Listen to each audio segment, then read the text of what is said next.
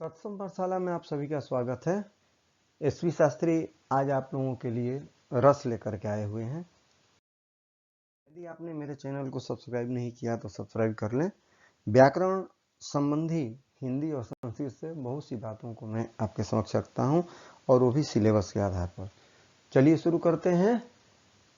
आज का विषय है रौद्र रस, भयानक रस और अद्भुत रस।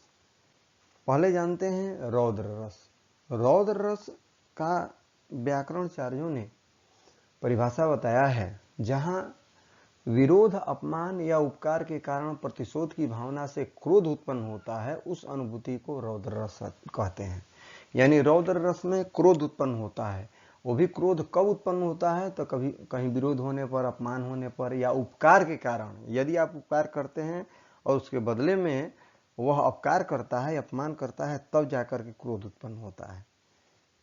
यह है आपका रौद्र रस का परिभाषा। अब रौद्र रस से अंग या अवयव देखिए कौन कौन से हैं। इसका अस्थाई भाव क्रोध है। आपको सबका अस्थाई भाव ध्यान में रखना है क्योंकि परीक्षा में अस्थाई भाव पूछता है। अस्थाई भाव को एकदम रट जाएं। आलंबन विभाव इसका जो है विपक्षी है, अपराधी है, अनुचित वक्ता। यानी जो अपराधी है या आपका प्रतिरोधी है या अनुचित बोलने वाला है, वही आलंबन विभाव। उद्दीपन विभाव है विपक्षी अपराधी का कार्य, कथन जो बोलता है या अनुचित जो बात करता है वह है। अनुभाव है गर्जना, कांपना, आत्म प्रशंसा। उसमें अपनी प्रशंसा भी करता है रौद्र रूप में, मैं बलवान हूं, मैं शक्तिशाली हूं, मेरे जैसा कोई नहीं है। मुख लाल होना, मुख लाल हो जाता है क्रोध के कारण, दांत पिसता, दांत कटकटाने लगता है व्यक्ति। संचारी भाव में उग्रता आता है, आवेग आता है, मद आता है और स्मृति। उग्र हो जाता है आदमी और आवेग माने तेजी से कोई काम करता है।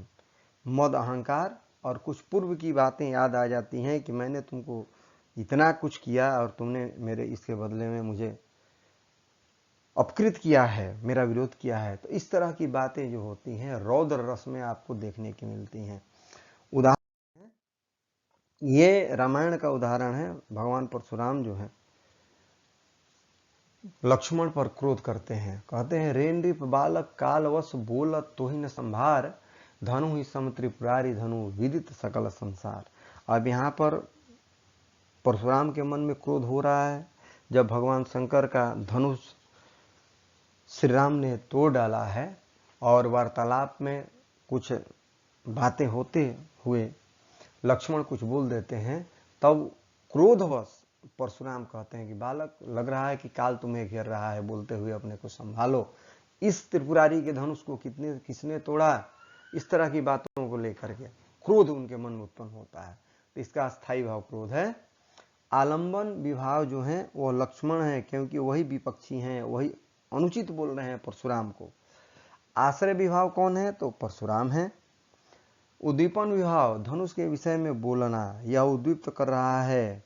जो कार्य किए हैं धनुष तोड़ने वाला, उससे मन में उद्दीप्त हो रहा है, उद्दीपन हो रहा है। अनुभाव जो है परशुराम अपनी आत्म प्रशंसा कर रहे हैं कि मेरे ऐसा बलशाली कोई नहीं है, तुम कौन हो कि धनुष को तोड़ डाले। और संचारी भाव उग्रता, उग्र हो चले हैं। कहने का मतलब ये कि आप रौद्र रस में जहां भी रौद्र रस आपको पहचानना है तो ध्यान रखिए कि उसमें क्रोध उस वाक्य में या उसके अर्थ में झलकना चाहिए। चलिए आगे बढ़ते हैं। भयानक रस। भयानक रस की परिभाषा है किसी भयानक घटना या अनिष्टकारी व्यक्ति को देखने या स्मरण करने से मन में जो अनुभूति होती है उसे भयानक रस कहते हैं। यानी कोई भयानक घटना या जो व्यक्ति अनिष्टकारी है, देखने पर मान लीजिए मन में बुरा भाव उत्पन्न होता है या याद करने से ही, तो भयानक स्वरूप जब मन मस्तिष्क में छा जाता है और वह रस का रूप जब धारण कर लेता है तो वही भयानक रस है। भयानक रस का अंग या अवयव देखिए बहुत, इसको हमने इसलिए लिखा है कि अगर इस सब चीजों को ध्यान में रखिएगा तो रस को पहचानने में आपको कोई परेशानी नहीं होगी। आलंबन, उद्दीपन, अनुभाव, संचारी भाव, अस्थाई भाव, इसको दिमाग में रखिएगा तो रस पहचानने में आपको कोई परेशानी नहीं होगी। आलंबन विभाव इसका है शून्य स्थान, सर्प, हिंसक जीव, भयंकर वस्तु का दर्शन, यानी इस तरह से भयंकर चीजों का दर्शन। उद्दीपन विभाव जो है भयंकर आवाज, डरावनी चीजें, भयंकर चेष्टाएं। अनुभव इसका होता है जब भयंकर स्वरूप आप देखिएगा तो कांपने लगिएगा, मूर्छा हो जाता है, भागने लगता है आदमी, रोने लगता है, पसीना छूटने लगता है, मुंह सूखने लगता है, इस तरह से भय में होता है।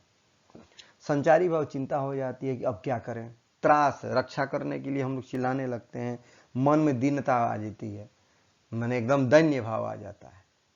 तो उस स्वरूप को भयानक रस का रूप दिया गया है। अब देखते हैं, उदाहरण इसका है, एक ओर अजगरही लखी एक ओर मिगराय, बिकल बटोही बीच ही पड़ियो मूर्छा खाए। कितनी विकट स्थिति है, देखिए, एक ओर कोई व्यक्ति कहीं जा रहा है तो रास्ते में एक ओर अजगर है और एक ओर मृगराज यानी मृगराज सिंह है।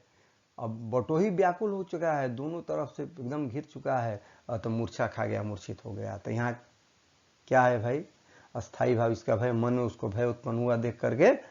किसको देखकर आलम्बन विभाव, अजगर हुआ, सिंह हुआ, उसको देख करके मन में भय होता है। आश्रय किसके मन में हो रहा है भाई, तो बटोही के मन में। उद्दीपन क्या है, अजगर की फुफकार और सिंह की दहाड़, इससे मन उसका भयभीत हो रहा है। अनुभव, वह मूर्छित हो जा रहा है, पसीने छूट रहे हैं उसके। और संचारी भाव, उसके मन में चिंता हो रही कि अब हम क्या करें, कैसे भागें। तो यह है आपका भयानक रस का उदाहरण।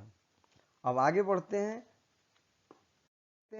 अद्भुत रस। अद्भुत रस में एकदम आश्चर्यजनक वस्तुओं को देखने से जो मन में रस की अनुभूति होती है, वो अद्भुत रस है। परिभाषा है आपका, जब व्यक्ति के मन में विचित्र या आश्चर्यजनक वस्तु को देखकर जो विस्मय आदि के भाव उत्पन्न होते हैं, वही अनुभूति अद्भुत रस कहलाता है। और अद्भुत रस के अंग या अवयव कौन है भाई, तो अस्थाई भाव इसका आश्चर्य है, मन में आश्चर्य उत्पन्न होता है। आलम्बन विभाव, आश्चर्य उत्पादक व्यक्ति, जो आश्चर्य उत्पन्न करने वाला व्यक्ति या वस्तु कुछ भी हो सकता है, पक्षी भी हो सकता है, कुछ भी हो सकता है। उद्दीपन विभाव में अलौकिक वस्तुओं का दर्शन, श्रवण, कीर्तन, तो ये उसमें व्यक्ति वस्तु भी हो सकते हैं, बच्चे भी हो सकते हैं, ईश्वर भी हो सकते हैं। तो अलौकिक वस्तुओं का दर्शन, सुनना, कीर्तन करना, माने इस तरह के भाव जो हैं उद्दीप्त करते हैं। अनुभव है रोमांच, आंसू, खुशी, विस्मय, रोमांचित हो जाता है मन, मुख से खुशी के भाव प्रकट होते हैं, चेहरे से विस्मय भी होता है और आंसू भी निकल आते हैं। संचारी भाव है उत्सुकता, आवेग, भ्रांति, धृति, हर्ष और मोह। तो ये अद्भुत रस में होते हैं। उदाहरण इसका देखते हैं। अब यहाँ पर यशोदा भगवान श्री कृष्ण के मुख में विश्व की माया को देख करके एकदम अचेतन हो जाती है। भगवान श्री कृष्ण खेलते खेलते मिट्टी खा लेते हैं, ठीक है। तो मिट्टी खा के जब यशोदा मैया जाती हैं उनके मुख से मिट्टी निकालने के लिए, उसी का वर्णन है यहाँ। देख यशोदा शिशु के मुख में सकल विश्व की माया, क्षण भर को वह बनी अचेतन, हिल न सकी कोमल काया।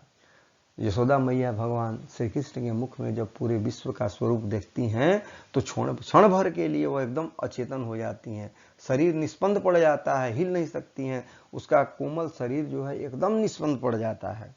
तो यहाँ पर क्यों कि छोटा बालक, उसके मुख में पूरा विश्व है, यह आश्चर्य है, इसका स्थायी भाव यह मन में आश्चर्य उत्पन्न करता है। आलम्बन विभाव श्री कृष्ण है और आश्रय यशोदा है, उनके मन में आश्चर्य उत्पन्न हो रहा है। उद्दीपन विश्व दर्शन, विश्व का जो दर्शन उनके मुख में कर रही है वह उद्दीप्त कर रहा है उनके हृदय को।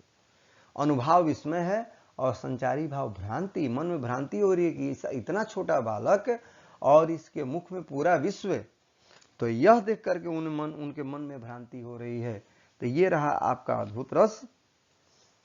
मेरे चैनल को सब्सक्राइब अवश्य करें, लाइक करें और दोस्तों के साथ शेयर करें। आगे मैं पुनः आपके लिए नया स्वरूप लेकर के आऊँगा। तब तक के लिए थैंक यू, धन्यवाद।